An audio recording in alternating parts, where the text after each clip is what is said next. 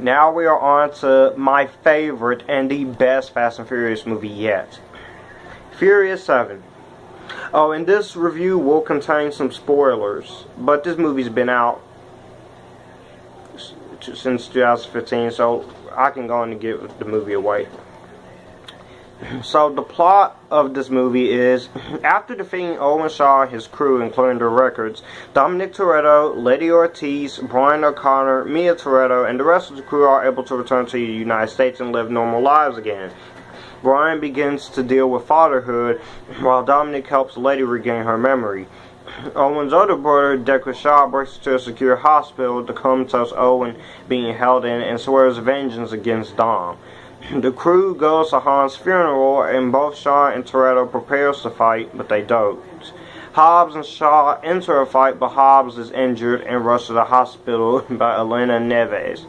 This leads into the Toretto house being blown up, and a man named Frank Petty informs Don that he will help him in stopping Shaw's plan if he gets something called the God's Eye, a computer device that can track a specific person, and the creator Megan Ramsey.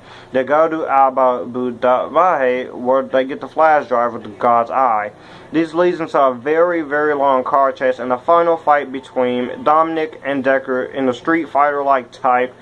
Hobbs then comes and shoots and kills Jack Kincaid. When Dominic remains unconscious, the team fears that he is dead. As later Letty cradles his body, she reveals that they are married and she has regained her memories, and Dom soon regains consciousness. Later, Deckard is locked away in the CIA prison, and Dom and his crew realize that Brian is better off with his family. And in the final scene, Dom and Brian drives up at a stop sign, and Dom remembers the times he has with Brian, and they bid each other farewell and drives off his seventh direction. This is the best of the Fast and Furious movies. This is my favorite. For an overextended budget of this movie was originally supposed to come out in July 11, 2014, but it got delayed to 2015 on April 3rd due to the unexpected death of Paul Walker. And with an overextended budget of $250 million, this movie really shows. The action scenes are well done. This movie has a lot of action.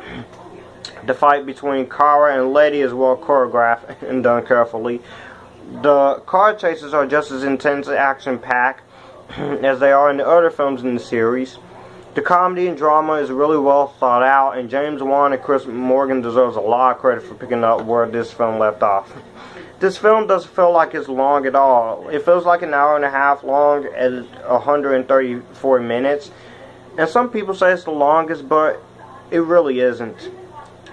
Now, I do have problems with Jason Statham as the villain. There's this one scene that Sean was talking about in his Fast and Furious 7 review. And I agree with him. The fight between Dominic and Deckard Shaw, it's like Street Fighter.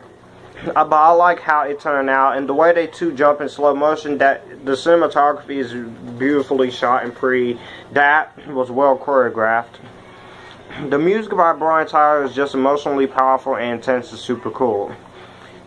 The acting is just incredible and powerful, and the soundtrack with all the rap songs is incredible too. Vin Diesel, Michelle Rodriguez, Jordana Brewster as Dominic, Letty, and Mia are really great in their performances in this film. Ludacris and Tyrese are just as funny and serious as they were in Too Fast, Too Furious, Fast 5, and the previous film, Furious 6. Jason Statham is okay as the villain. We'll wait to see how he does in the next film. Dwayne Johnson is incredible in this film, but I do have to admit The Rock is kind of underused in this movie. The other actor I will definitely mention is the late Paul Walker in his final film appearance ever as Brian O'Connor. For his sixth and final time, is just sad. Hold on, let's see. Paul Walker, he was in Fast Furious 1, Too Fast, Too Furious, Fast 4, Fast 5, Fast 6, Furious 7. Yeah, this is his seventh time. I don't count Tokyo Drift. Which is another thing. Sean Boswell, they use archival footage from Tokyo Drift. And I kind of wish Sean Boswell and Bow Wow and Natalie, characters from Tokyo Drift, was in this movie a little more. They would have been able to help them. But I guess in Furious 8, we will see them. But Brian O'Connor, Paul Walker, seeing him for the last time was very sad. It was a great send-off. And I'm really glad that Young Brothers, Caleb and Cody, finished his remaining scenes. He finished half of the movie himself before he died. Paul Walker did.